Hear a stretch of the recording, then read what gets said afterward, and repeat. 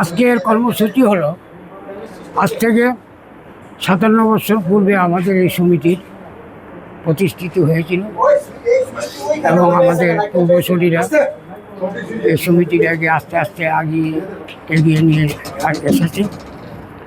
বর্তমানে আমাদের সমিতির সদস্য সংখ্যা প্রায় ৪০০, কিন্তু আজও আমরা সমিতিতে সবাই একত্রিত বসে কাজকর্ম করতে পারছি না।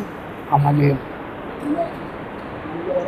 জায়গার সংকুলান কম, তাই আমরা আজকের এই প্রতিষ্ঠা দিবস উপলক্ষে আমরা ত্রিপুরা ভার, হাইকোর্ট এবং রাজ্য সরকারের কাছে একটা বার্তা দিতে চাই যে আমাদের এই জীর্ণ অবস্থাটা যাতে দূর করা হয়, আগামী দিনে যাতে আমরা সবাই একত্রিত বসে কাজ করতে পারি।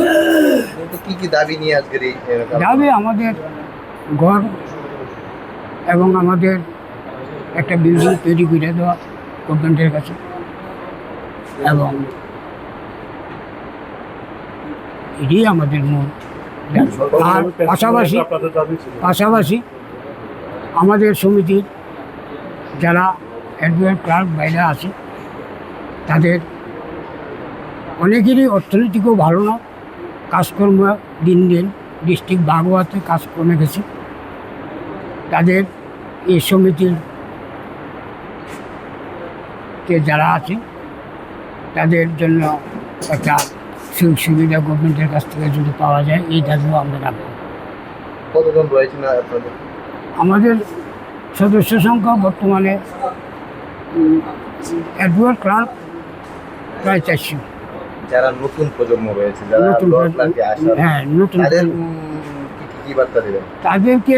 তাদের এই সমিতির তরফ থেকে যতটুকু সুযোগ সুবিধা দেওয়া যায় আমরা গভর্নমেন্টের কাছ থেকে এটা আদায় করে আনার চেষ্টা করব।